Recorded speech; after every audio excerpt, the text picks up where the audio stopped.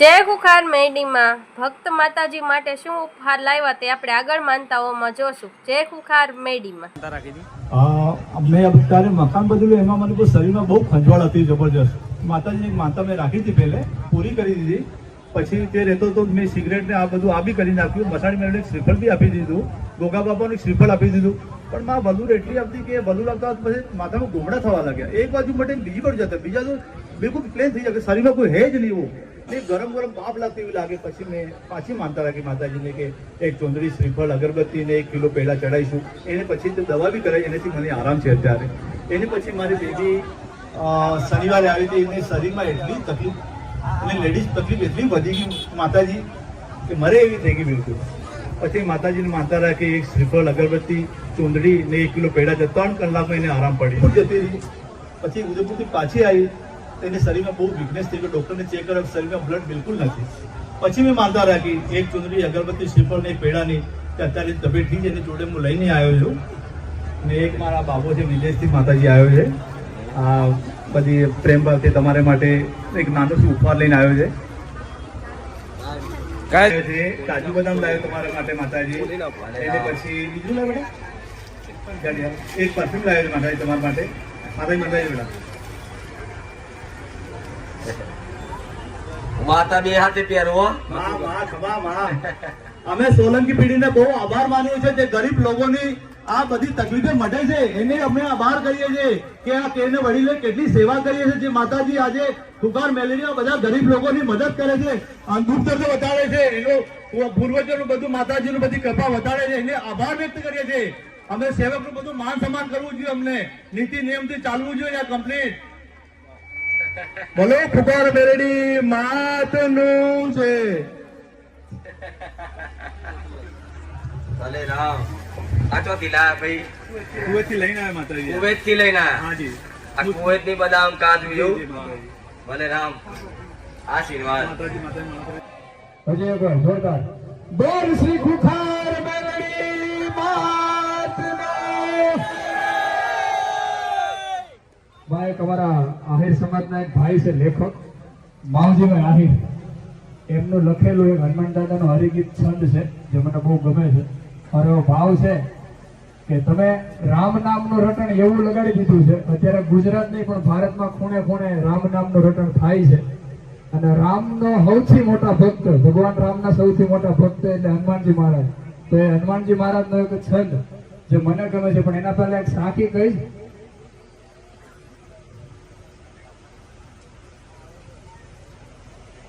કે મારો રામ વધારે સબ પડે એને બલ કરી વધે નહીં કોઈ. મારો રામ વધારે સબ પડે એને બલ કરી વધે નહીં કોઈ. બલ કરી રાજા રાવણ વધ્યો એને પલમાં લંકા ખોઈ. એને પલમાં લંકા ખોઈ. હવે તમારી આરતીમાં એ છંદ મેં માવજીભાઈ ના બધી રચનાઓના પ્રેરાઈને જ લખ્યો હતો. તો માવજીભાઈ ને આશીર્વાદ આપજો. ભગવાનમાં બોલ શ્રી રામચંદ્ર ભગવાન કી, હનુમાનજી મહારાજ કી, ખુખાર મેલડી માત કી, ખુખાર મેલડી માત કી. રામ રામ. ભલે આશીર્વાદ. લખવા વાળા નહીં રોમ, ગાવા વાળા નહીં રોમ. મારા કાકાનો દીકરો જર્મની છે. તો એવી માનતા કરી હતી કે જર્મનીમાં એનો ધંધો સેટ થઈ જાય, નોકરી ચાલુ થઈ જાય તો પહેલા દિવસનો જે પગાર આવશે એ માના ચરણોમાં, માના સાનિધ્યમાં સેવા રૂપે આપવાના છે. તો એનો પહેલા એક જ દિવસનો પગાર 7,000 રૂપિયા આવ્યો જે માતાજીના ચરણોમાં અર્પણ છે. કઈ જગ્યાએ? જર્મની. જર્મની. હા. અને બીજું કે માં તમને સુરત જે હમણાં મેં તમે પહેલા કીધું એમ કે તમારે આ પધરામણી કરવાની હતી પણ દાદા ગુજરી ગયા એટલે 1.5 મહિનો કોઈ પોસ્ટપોન કર્યું હતું. તો ફરીવાર પાછા તમને આમંત્રણ આપીએ છીએ કે અમારા ઘરે તમારા પાવન પગલા પાડો. ભલે રામ. પહેલી વાર તમે જયારે આવ્યા ત્યારે મારા કાકા નાના હતા, મનુભાઈ ના નાના ભાઈ ધીરુભાઈ એક પાસા ત્યાં ગુજરી ગયા. બીજી વાર તમે આવ્યા એ તો તમારો સમય ના લખ્યો હોય. સાચું તે 1000 વખત સુરત માતા ઉપર મેર પડે. સાચું ના?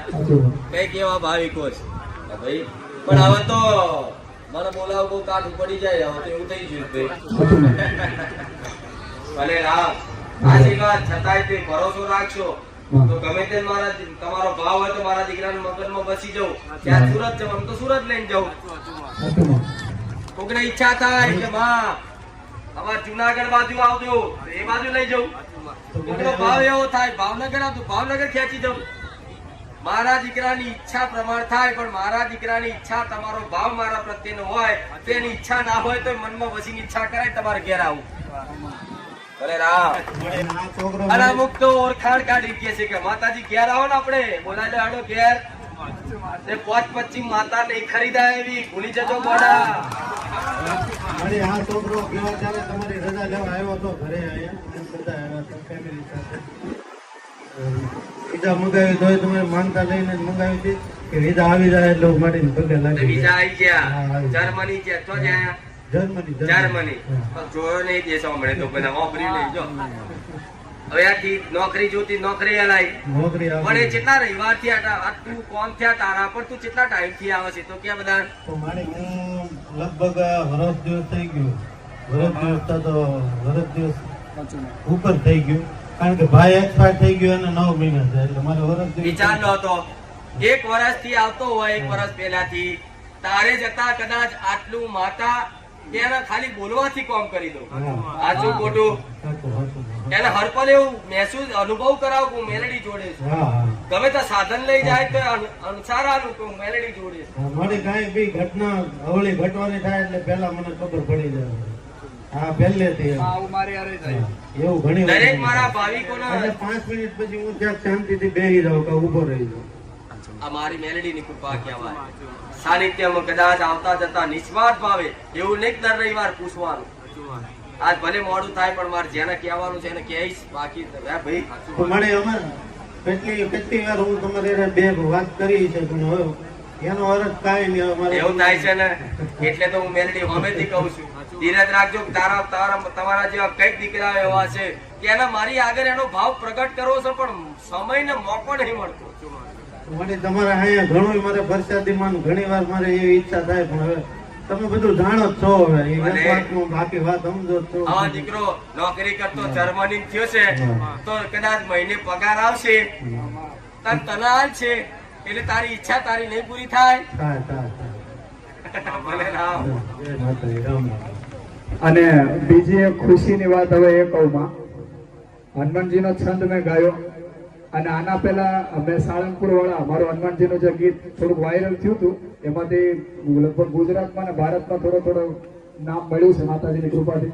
એ પછી મારા પ્રોગ્રામ કન્ટિન્યુ ચાલુ છે અને અત્યારે સુરતની અંદર હું છેલ્લા 4-5 રવિવારથી માં નથી આવી શક્યો ગાદી ઉપર અને એનું કારણ શું છે તમને ખબર છે. મારા પ્રોગ્રામ જ એટલા છે માતાજીની કૃપાથી હું નવરો નથી રહેતો. અને બીજું કે આવતી હનુમાન જયંતિના દિવસે મારી બીજી હનુમાન ચાલીસા 99% લોન્ચ થઈ જશે.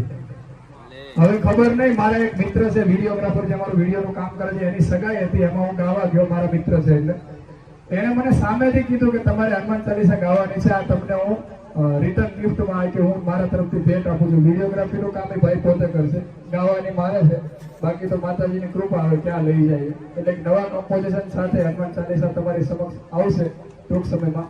આવતો જતો રહે તો ખબર આપતો રહે. રામ રામ. મારું નામ જીતના આહિર જીત. મારું નામ ગુલાબબેન છે. આજે પ્રસાદી ચોથી આવવાનું ભૂલા ભાઈ બારૈયાથી અહીંયા આવું એટલે ખાલી મનથી જ રાખી કે મને એકવાર મારે અને આ ભાઈ બે બાજુમાં રાખી પ્રજાપતિ વાસ્કોથી પ્રજાપતિ જય દાદા ગ્રુપ છે બોલાવો. આખું ગ્રુપ આવો તમે એકલા છો માં આવો બધા લઈને આવાય.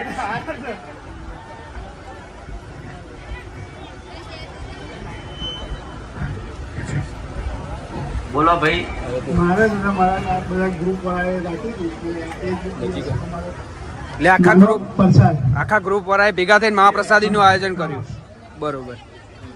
ભલે રામ આશીર્વાદ દરેકને. ઈચ્છા કરી હોય ખાલી ઈચ્છા એને કદાચ મનોકામના પૂરી કરી દો છો. તમે તો મારી પ્રસાદી કરાવી બધા ભેગા થઈને.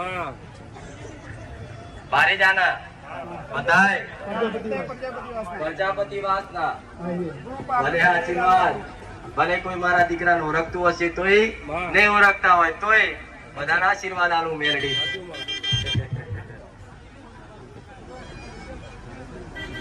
આટલા આવા જો જુવાના દીકરાઓ કદાચ મારા ભક્તિમાં રંગાયા હોય ને વડાઉ સોલંકી પેઢીની મેલેડી આશીર્વાદ આલું છું. શરબત પ્રસાદીમાં. આ પ્રસાદી માટે સાહેબ. બરોબર, એટલે ખાલી હરખથી જ રાખ્યો. હા હતી. ભલે રામ